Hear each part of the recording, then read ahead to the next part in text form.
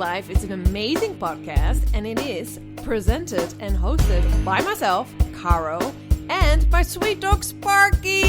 Give it up for him. I hope you're ready. Enjoy. Alrighty, welcome back to a very special episode of Go For Your Life. I am here with two people and a lot of dogs. Angela and Jason. Yay! What's up? Hi. Welcome. Super excited to do this three-way with two people that I really highly respect and love and have so much admiration for. Jason from the Real Bubbins, the Bubbins on Instagram, and Angela Rescue and Rescue as it shows, or and it shows, Rescue and it shows. Do I say it right now? Rescued and it shows. Yeah. And it does show. And literally, Angela is your go-to in depressed Corona times. If you want to get some joy into your life, you have to see these beautiful videos she makes with the best soundtrack always. Like it literally, I told you this. You're like my Netflix. Like I don't even watch Netflix. I just watch Angela's Instagram, and I'm okay. I'm okay again for the day. I mean, they're so amazing. Good meditation. Yeah, it's I have to second that as well. The Angela's Instagram is by far the best Instagram on the entire internet. To see that many dogs stay still, or to be together in a car, or to just be getting along, running around a yard is incredible. So whatever you guys are doing, can you just send us some tips, please? Yeah. Thank you guys so much. Thank you. Yeah, that's it. You're keeping the joy alive. That's for sure. And Taz and Baloo, it's like they're my dogs. Like it's like they're it's just like, oh yeah, it's Taz and Baloo. Like I just love them so much. They're special. They're a special duo. Oh my god! I mean, but even the relationship they have, it's unbelievable. Like. Yeah. They're on top of each other. They're next to each other. It's like, it's a love affair, and it's so beautiful. It's so beautiful. It is. So a quick introduction, just because, I mean, I'll definitely also because you both were on the podcast before. Thank you so much for coming back on. So I will definitely also redirect people to the old episodes. So I don't also want to repeat myself, but maybe a quick introduction, Angela, who you are, what your relationship to these beautiful dogs that we have actually here with us is, and then I'll do the same for Jason, and then we'll get it going. So my boyfriend and I run a behavioral dog training business, and then we also run an advocacy and education group for rescue dogs. So we educate the public, we advocate for rescue dogs, and it's all kind of tied in together. And then we also foster and volunteer for a few different dog rescues, local dog rescues. So that's kind of us in a nutshell. And we have 6 of our own rescue dogs. 4 of them are with me right now. So if you guys hear barking at some point during this, I'm sorry. Because where in the world are you again, Angela? Are you in Southern California. So we're in Menifee, California, which is in Southern California. Mm-hmm. Yeah. Because it's so funny because just for the listeners, like it's 11:30 at night in Amsterdam. It's like we worked out. Is it 2:30 or 3:30 or something at yours, Angela? What is it? 3:30. Okay, and then we worked out like, oh no, wait, there was like daylight savings where Jason is. So we all worked it out. Here we are. It's hilarious. Yeah. So over to you, Jason. So my name is Jason Krause. I am the founder and author of the Belly Rubbins for Bubbins book series and brand. And our mission is to teach children about rescue dogs and animal shelters from a young age so that they can grow up and make better decisions and be better informed. And we do believe that we can spay, neuter, shelter, foster, and adopt, but until we educate, it won't stop. We believe in going to the root source of the problem rather than just trying to contain the unfortunate fallout that takes place from, having people grow up in society and not understanding that, dogs and really all animals are living beings and deserve, kindness and respect. And if dogs, the other pets do join our family, then they are family. Mm-hmm. Yeah, it's beautiful. That's really beautiful. And you just recently moved, right, Jason? You were just mentioning.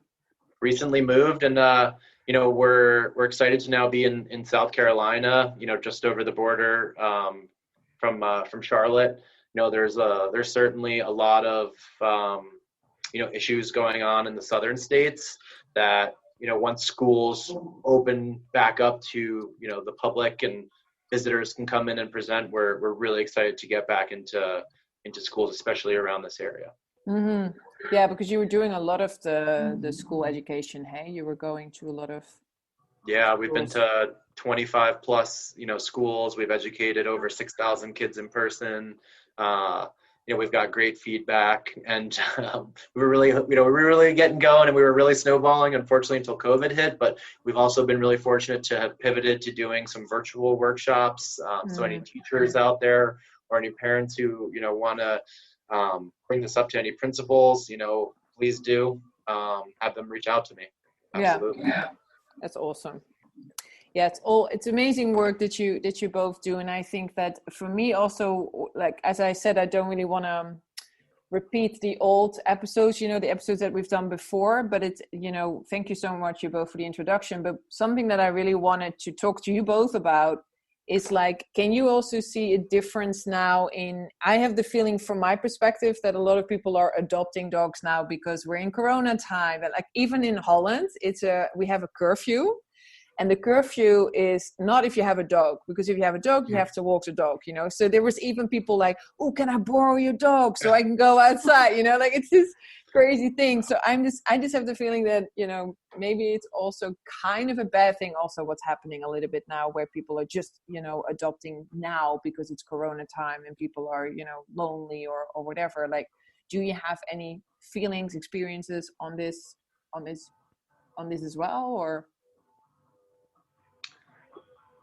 Yeah, go ahead. I would personally say that I definitely do think that there is an increased number of individuals who are adopting, maybe some out of loneliness, but I think there's also a good amount of people who are adopting because now they realize that they have the time, right? A lot of people have converted over to, working from home, which of course allows them to be home in order to walk a dog. And for people like myself who feel really guilty every time I walk out the door, now you just get to stay and work with your dog by your side.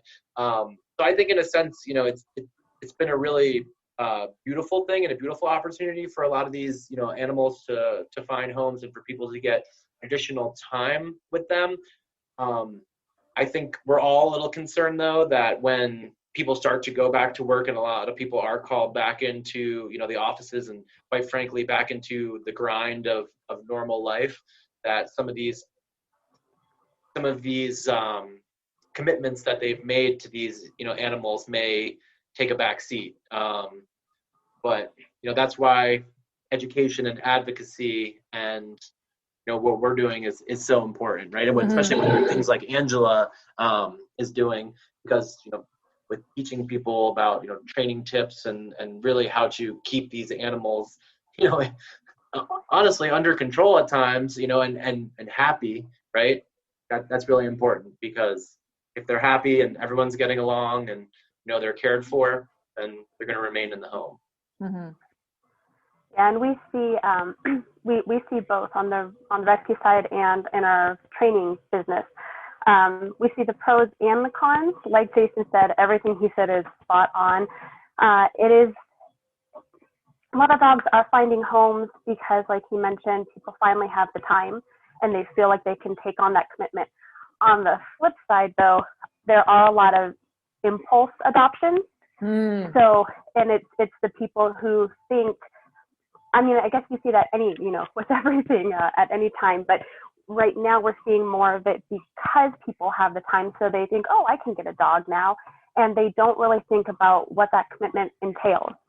So like you said, Carl, when they go back to work or when something changes for them, you start seeing dogs being returned. We also see a lot of dogs that people are bringing them home, but not doing the work with them. So they're not learning about how, learning any kind of training or what the dogs really need. And that's a problem too, because they also get returned. And so we see all of this regardless of the, with or without the Corona times. But right now we're seeing it more and more because so many more dogs are being adopted, and the ones being returned, it is a scary thing to think about once things really kind of go back to quote unquote normal, what that's going to look like for a lot of these dogs and cats. It's not, it's not just the dogs, but it's all of these rescued animals. What's going to happen with them. Absolutely. Yeah. It's cats and any other, companion animals that we're thinking about for sure. Because what if for you both, like if someone comes up to you and is thinking about adoption, what is your first advice or your first thing that you would say to these people? Consider fostering.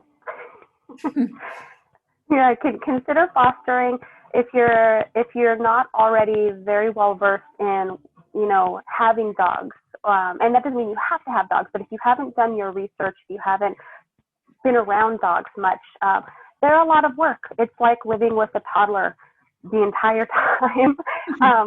So if to see if you're actually ready for it, to see if you can make that commitment, fostering is a great way to go. You're helping a rescue, you're helping a dog by taking them into your home. You're also giving room, you're making room for another dog to be rescued.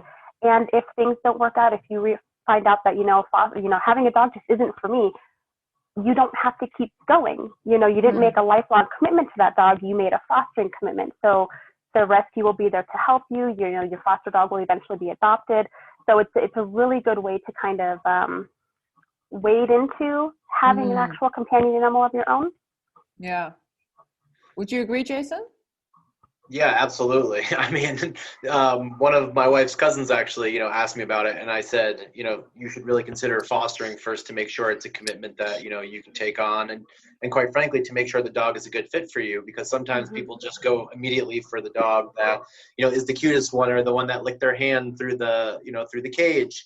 And although those, impulse emotional decisions sometimes do work out, oftentimes they don't, because they're not calculated, as in, am I going to get a 1-year-old German Shepherd, when I live in a small apartment complex and, there's not a lot of room to run around? Am I going to have time to, come let this dog out all the time? Am I going to have time to train the dog? For us personally, we love the senior dogs, right? Because we like the low key, we like just cuddling, and, we're willing to take on the medical issues that arise, quicker, right? Because we believe that, they all deserve a chance. But I really think that sometimes people don't assess the dog's needs in addition to the opportunity that they can offer them, right? So I think that is really the main thing that people should be thinking. What is your living situation? How much time can you give to the dog? And how much attention and room does this dog actually need? And do you feel, because this is something that I wanted to ask you specifically, Jason, and it's a question, and then there's another question after it, is, do you feel like, is it emotional, and maybe Angela, you have a feeling about this as well, it's like, is it emotionally harder to adopt a senior dog because you kind of know probably in the next few years this dog is going to die? Is that something that is on your mind when you think about that? I think that it's so beautiful when you bring a senior dog home that, and you really don't know, and then sometimes you really don't even know how old they actually are, right? Like Mac, they said he was 7 when we, adopted him. He's not 7, he's he is definitely, he was probably 9, maybe 10 when we got him. And it's definitely hard to know that they may not be part of your family for so long, but it also is such a special thing to adopt a senior dog, because it's almost like they know how lucky they are and they're so appreciative. And then they're just the softest mushes, but you need to prepare for that. And you need to know that it is, it's just like saying, oh, I want a puppy, right? But you have to go through a lot of hard stages along with that. So everything has its pros and its